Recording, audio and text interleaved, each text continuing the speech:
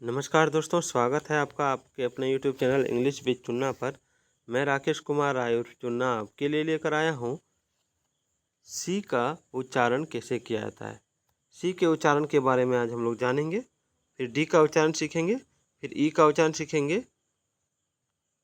फिर एफ का उच्चारण सीखेंगे। तो चलिए स्टार्ट करते हैं वीडियो को और देखते हैं। सी के दो उच्चारण हैं, क तथा सौ। ठीक है। आदि साधारणतः जनरली सी के बाद यदि कोई स्वर ए ओ यू या कोई व्यंजन हो तो सी का उच्चारण क होता है। क्या होता है? क होता है। जैसे आप देख सकते हैं सी के बाद यहाँ ओ है, ओ तो इसका कॉट हो गया यानी क हो गया।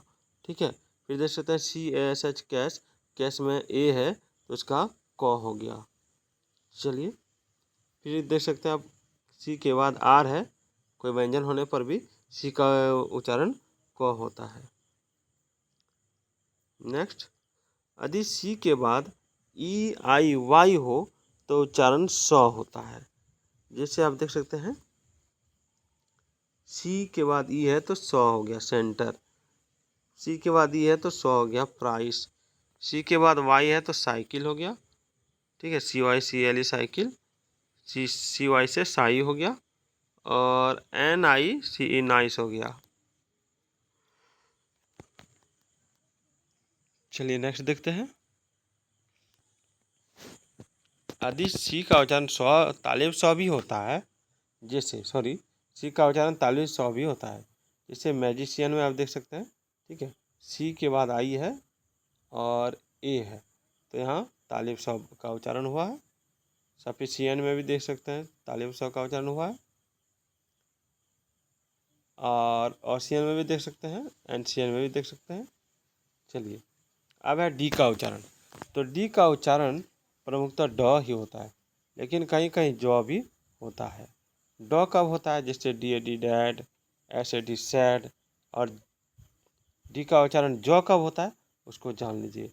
डी का उच्चारण ज तब होगा जब डी के बाद आई या आई ई रहे तब। ठीक है, चलिए आगे बढ़ते हैं। आगे है ई का उच्चारण। ई का उच्चारण हर्षई दीर्घई ई अ तथा ए होता है।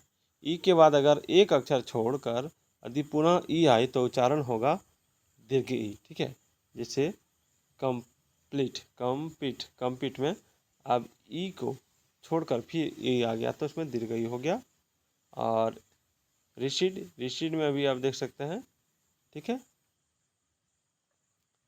चलिए शब्द के अंत में यदि आर ई हो और उससे पहले भी ई आया हो तो उच्चारण होगा ई। जैसे एटमॉस्फेयर। ठीक है, एटमॉस्फेयर इसमें ई उच्चारण हो रहा है। फिर हेयर, हेयर में ई उच्चारण हो रहा है। चलिए ई आर के बाद कोई व्यंजन हो तो ई का उच्चारण अ होगा। ई आर के बाद कोई व्यंजन हो तो ई का उच्चारण अ होगा। चलिए आगे बढ़ते हैं। इस प्रकार के शब्दों में ई का उच्चारण अ किया जाता है, जैसे सडर। ठीक है, रिवर आप यहाँ देख सकते हैं, बैरन, पोस्टर। चलिए आगे बढ़ते हैं। फास्टर, ड्राइवर, सनकैन, ट्यूनल। चलिए आगे चलते हैं। इसी प्रकार दो व्यंजनों के बीच अगर ई आए तो उसका उच्चारण ए के समान होगा, जैसे P E T pet, Y E double L L E T C. अब है एफ का उच्चारण। एफ का उच्चारण फ होता है, जिसे आप देख सकते हैं। चलिए आगे बढ़ते हैं। कल का टॉपिक रहेगा जी का उच्चारण, एच का उच्चारण, आई का उच्चारण, जे का उच्चारण। तो वीडियो कैसा लगा कमेंट जरूर कीजिएगा।